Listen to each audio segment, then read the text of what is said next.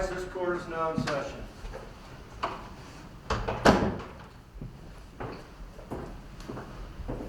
Thank you. Please be seated.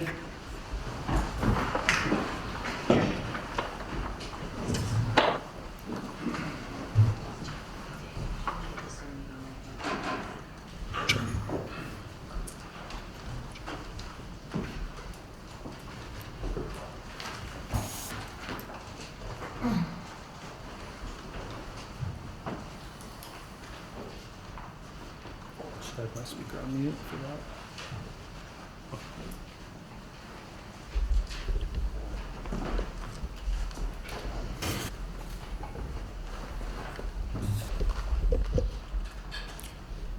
All right, we'll be on the record. This is case CR 22-21-1623, State of Idaho versus Chad Daybell. Mr. Daybell is here represented by counsel, Mr. Pryor. The state is here today with their prosecutors, I believe. Ms. Smith, are you making argument today on the case? Yes, Your Honor. All right, Rachel Smith will be providing argument. This is the time scheduled on a motion hearing. In this case, there was a order of the court that was entered in regards to the location for the trial in this matter, which the court determined would be in Ada County. Thereafter, the court requested additional time to present information on a request to sequester a jury and transport them to Fremont County under Idaho Code 19-18-16.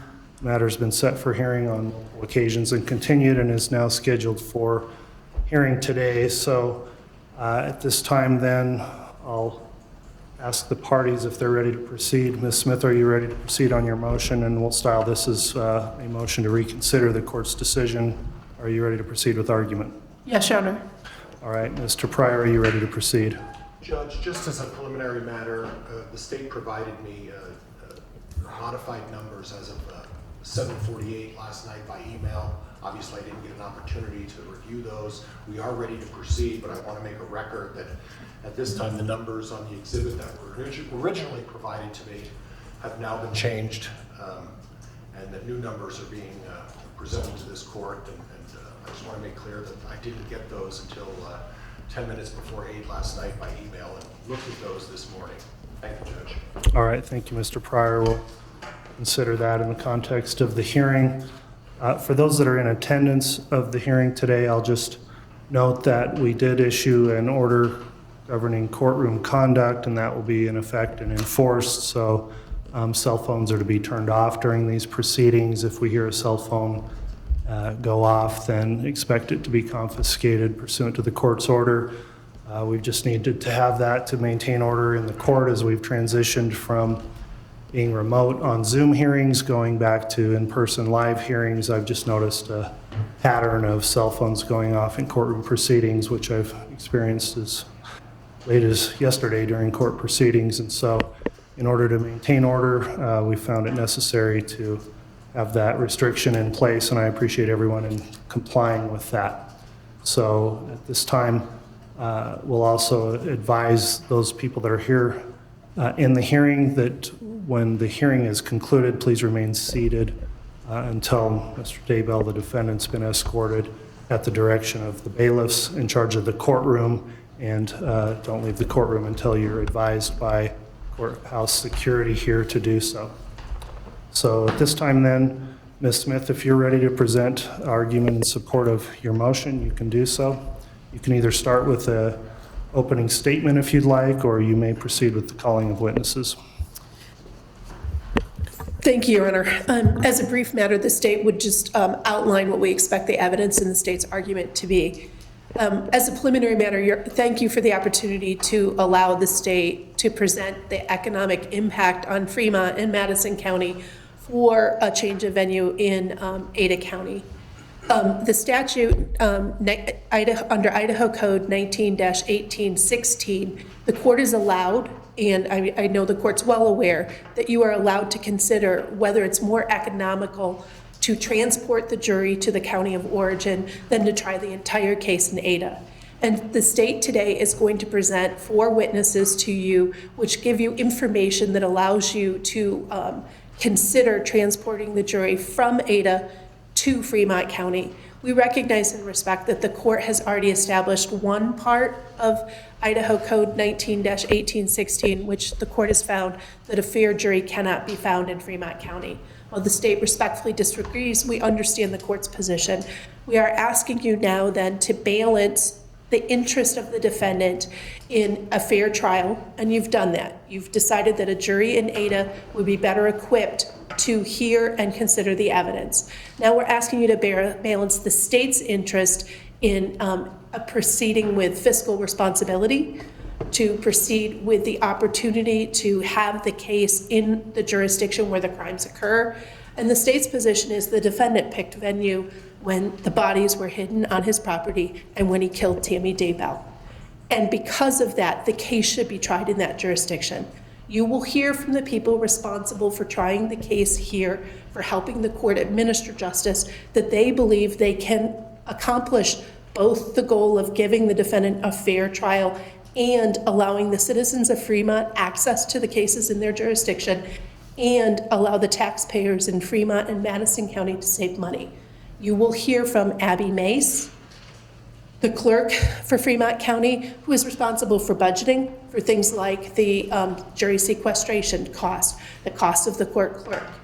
You will hear from Lieutenant Ruby, who is a witness from Ada County about what cost Ada County will absorb and what costs they will pass on to Fremont County, and what experience, if any, Ada County has with dealing with sequestered juries and or transported juries. Then you will hear from Chief Turman, who will discuss the number of witnesses that if the case gets completely transferred to Ada County, will have to travel to and or stay in Boise. Those numbers you will hear are pretty substantial. Then you will hear from Sheriff Humphreys about his office's ability to handle the matter and what he has to do to budget to handle a case either in Fremont County or in Ada County. And as a preliminary matter, I'm going to ask the court to take judicial notice of Mr. Daybell's court file. And specifically, I'm going to ask you to take judicial notice of the state's first discovery response provided to the defense counsel August 12th of 2021. In there is an addendum B. Addendum B is the list of witnesses. And on that list of witnesses, the state outlined that there are a proposed 104 witnesses. That discovery response is a public document and has been reviewed by the witnesses in this case who can talk with the court about the cost of getting people from Fremont or Rexburg, Fremont County or Rexburg to Ada. And that is a factor the court considers in terms of considering the economic impact. So that's the state's position and sort of outline what we expect you to hear this morning. And at this point, if there's no questions from the court, I would like to call Abby Mace. And Judge, I'd like to make a statement as well, given that she was given an opportunity to make a statement. I should be afforded the same courtesy. All right, you can make a statement, Mr. Pryor. I will note that on the request that the court take judicial notice of those pleadings contained in the file, the court will take notice of those pleadings in terms of the issue before the court for today for that limited purpose. So, Mr. Pryor, what's your statement? Judge, I want to make note of the fact that the court issued a memorandum of decision, a well-thought through memorandum of decision. I would ask the court to strongly consider that memorandum of decision when you make a decision in this matter. From my perspective, Judge, this is just a motion to reconsider. That's all it is, and we shouldn't be having that hearing. I disagree with counsel. The court made the decision already. The court made a decision that venue is going to be in Ada County. The court in its memorandum made a decision that the jury would be selected in Ada County, and the court has not yet made a decision as to whether or not in Ada County, when we have our jury trial in Ada County, that whether or not the jury is going to be sequestered. Now, by issuing a decision in this case that grants the relief the state is seeking, in essence, you just sequestered the jury. Because I can't think of any circumstance where you're going to bring a jury over from Ada County after picking them for 2, maybe 3 weeks in Boise, bring them over here and have a 8 to 10 week trial, and they're not going to be allowed or permitted to walk freely around the community. They're going to be sequestered in a hotel. And at that point, Judge, you have made a decision in a backhanded way that this jury is going to be sequestered. Now, in regards to their motion to have the court balance the case as it relates to Mr. Daybell's right to a fair trial, and whether or not this is going to cost Fremont County some money, there's no issue there, Judge, because Mr. Daybell is absolutely entitled to a fair and impartial trial. And I'd ask the court to go back and look at its memorandum decision and the way it talked about some of the instances and events that took place in this county and Madison County. And it's not a matter of balancing, Judge. The court can consider the cost, may consider the cost, but that's not the overriding consideration. That's not the consideration that the court uses as its primary consideration as to where to hold this trial. And that decision has already been made. The decision has been submitted to the Idaho Supreme Court. It's a done deal. And for them to come back and do this, I think is clearly inappropriate, and I consider it a motion to reconsider. And we shouldn't even be having this hearing. We shouldn't even be presenting this. They had an opportunity to do that many, many months ago, and now they're here grandstanding and saying, guess what? These are all the numbers that we're going to use. And unfortunately, the numbers keep decreasing as we get closer to the hearing, right up until 7:48 last night, when the numbers came down dramatically again. And I shouldn't even be put through this thing, because the consideration is whether Chad gets a fair trial. And he's entitled to a fair trial above anything else.